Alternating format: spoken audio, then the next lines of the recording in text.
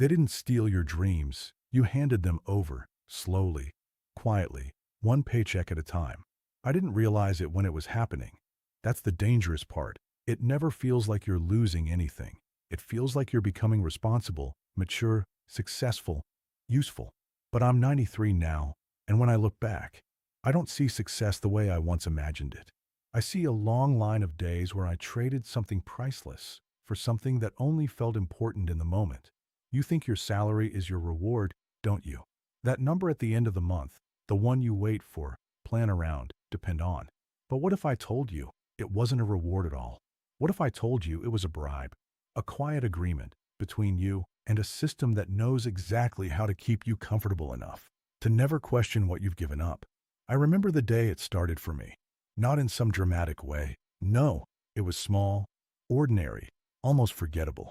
I was young, maybe 22, standing outside a small office building with a paper in my hand, my first job offer. It wasn't a dream job, but it was secure, that word, secure. It sounded like safety, like stability, like the beginning of something respectable. My father looked at me with pride that day. He didn't say much, but his eyes said everything. You're becoming a man, and I believed that meant I was doing the right thing. I didn't notice what I quietly left behind that same day. A notebook, filled with ideas, plans, strange little dreams that didn't make sense to anyone but me. I told myself, I'll come back to this later. Later is the most dangerous word I ever trusted. At first, the job was just something I did during the day. My dreams still lived inside me, waiting patiently, like they believed me when I said I'd return. But life has a way of filling your hands until you have no space left to hold anything else. The salary came in, small at first, but enough to make me feel like I was moving forward. Then came responsibilities, bills, expectations. And with every increase in salary, something else quietly decreased. Time, energy, courage. You don't notice it happening because it doesn't feel like loss. It feels like progress. I got promotions. I wore better clothes. People started calling me reliable. That word again, reliable. It sounds like respect, doesn't it? But let me tell you something I wish someone had told me when I still had time. Being reliable is not the same as being alive. There were nights I would sit in silence after everyone had gone to sleep, and I would feel something, not pain exactly, not sadness, just a quiet emptiness. Like there was a voice inside me, speaking so softly, I could almost ignore it.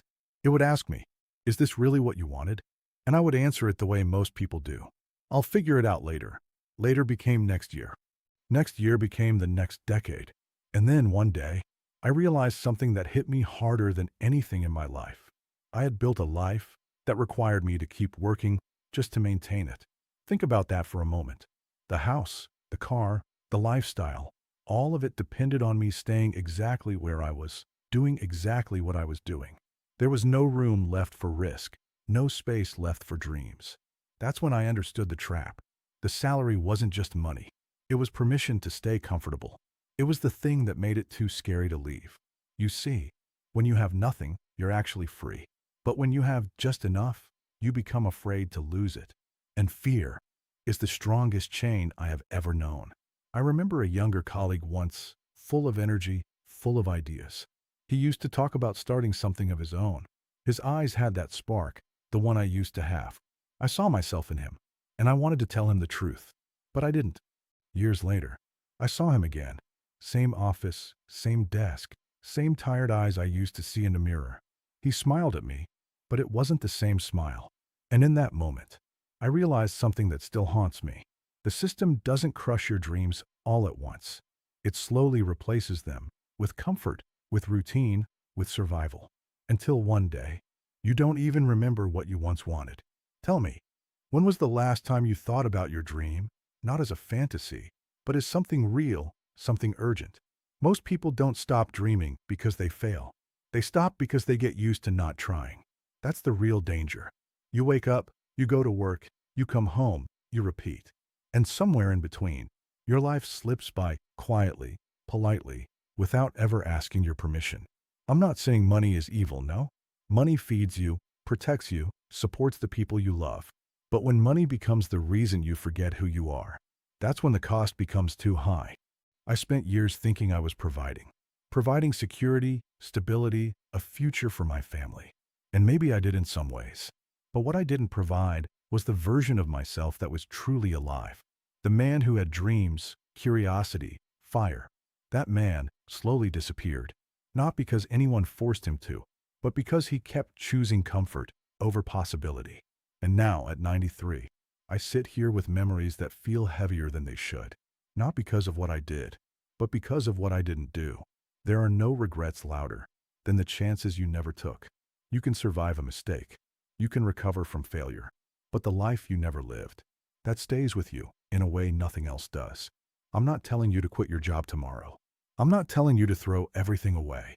I'm telling you to wake up, to see your salary for what it really is. Not just income, but influence. Not just reward, but control. Ask yourself honestly, if they stopped paying you tomorrow, would you still be doing what you do? If the answer is no, then you already know the truth. Somewhere inside you, there is still a version of you waiting for you to remember, waiting for you to choose something more than just survival.